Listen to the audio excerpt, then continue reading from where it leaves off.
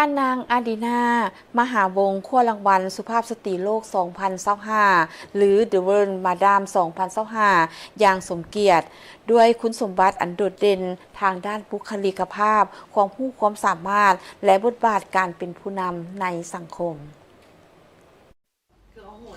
ในปี 2025 นี้นับเป็นอีกหนึ่งเหตุการณ์ที่น่าภาคภูมิใจของแม่หญิงลาว เมื่อทานนางอารีนามหาวงศ์สามารถคว้า3 รางวัลมาดามโลก 2025 The World Madam 2025 มาดามโลกอาซี 2025 The World Madam Asian 2025 และมาดามโลกลาว 2025 และ The World Madam ลาว 2025 ได้อย่างสมเกียรติด้วยคุณสมบัติอันโดดเด่นทางด้านบุคลิกภาพความรู้ความสามารถและบทบาทการเป็นผู้นำในสังคมพิธีมอบรางวัลได้จัดขึ้นในวันที่27-29 พฤศจิกายน 2025 ที่สาธารณรัฐประชาชนจีนภายใต้คำขวัญบัตร9น้อยๆสำหรับแม่หญิงบัตร9ใหญ่สำหรับทั่วโลก One small step for Madam One giant leap for the world ท่านนางอดีนามหาวงศ์ได้ให้สัมภาษณ์กับสื่อมวลชนในวันที่13 ธันวาคม 2025 ที่นครหลวงเวียงจันทร์ว่าการประกวดเบอร์มาดามเป็นการประกวดระดับนานาชาติที่จัดขึ้นเป็นประจำทุกปีเพื่อส่งเสริมบทบาทและศักยภาพของแม่หญิงที่มีความพร้อมทางด้านบุคลิกภาพความรู้คุณธรรมความสามารถและจิตใจการรับใช้สังคมโดยการสร้างให้เพศหญิงมีความเป็นผู้นำสำหรับปีนี้นับเป็นครั้งทำอิฐที่สาธารณรัฐประชาธิปไตยประชาชนลาวได้เข้าร่วมการประกวดโดยท่านนางอดีนามหาวงศ์เป็นตัวแทนของแม่หญิงลาวซึ่งมีผู้เข้าร่วมจากหลายกว่า20ประเทศเข้าร่วมในเวทีประกวดท่านนางอดีนามหาวงศ์ได้นำเสนอการฟ้อนบทเพลงจำป่าเมืองลาวในสุดผ้าไหมลาวที่มีการปักดิ่งลวดลายของหลวงพระบางอันเป็นการสะท้อนเอกลักษณ์และวัฒนธรรมที่สวยสดงดงามของลาวพร้อมทั้งการแสดงท่าเต้นบัสโลปเพื่อสื่อความหมายถึงความแข็งแรงและความสามัคคีของประชาชนลาวการได้รับรางวัลในครั้งนี้แม้ระดับนานาชาติครั้งทำอิฐของสาธารณรัฐประชาธิปไตยประชาชนลาวในสายการประกวดนี้ก็ภูมิใจ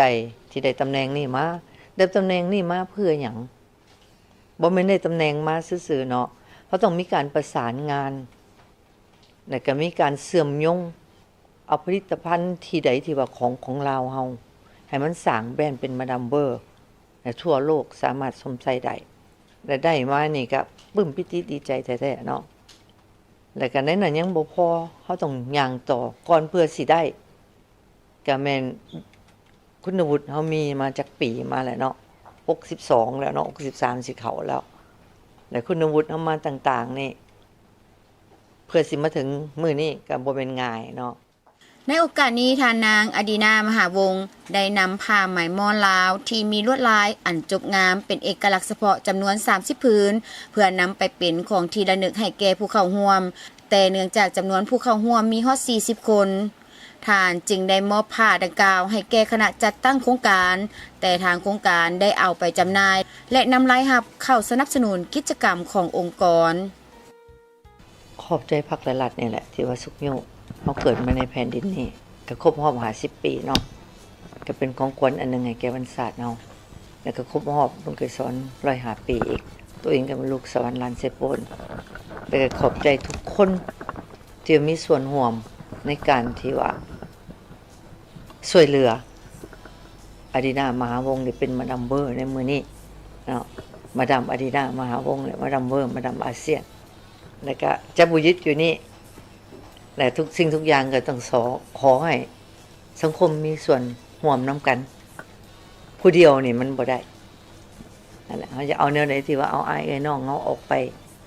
สู่ชาวโลกนำกันให้มีเกียรติคุณอันนี้ให้มีการเคลื่อนไหวนำกันเวทีการประกวดมาดามโลก 2025 เป็นโครงการจัดขึ้นทั่วโลกเพื่อเป็นเวทีเชื่อมต่อแม่หญิงที่แต่งงานแล้วมีบทบาทในด้านการเมืองเศรษฐกิจเทคโนโลยีวัฒนธรรมและโครงการอื่นๆทั่วโลกกลายเป็นเวทีสร้างแรงบันดาลใจและสุขยุให้บรรดาแม่หญิงเอาใจใส่ดูแลตัวเองในขณะที่เฮ็ดเวียกหนักเพื่ออาชีพครอบครัวและคนรุ่นหลังทั้งเป็นการสร้างแบบอย่างในทางบวกหลายขึ้นสำหรับแม่หญิง โดยผ่านการส่งเสริมสุขภาพ ความงามและความหัก การเข้าร่วมในกิจกรรมการกุศลทางสังคม การช่วยเหลือผู้ด้อยโอกาสและคนพิการ และการร่วมมือเพื่อบรรลุเป้าหมายของครอบครัว แบ่งปันความสามัคคีและความสุขทั่วโลกสำหรับเวิร์มาดามอาเซียน 2026 แม้นจะจัดขึ้นที่ประเทศมาเลเซีย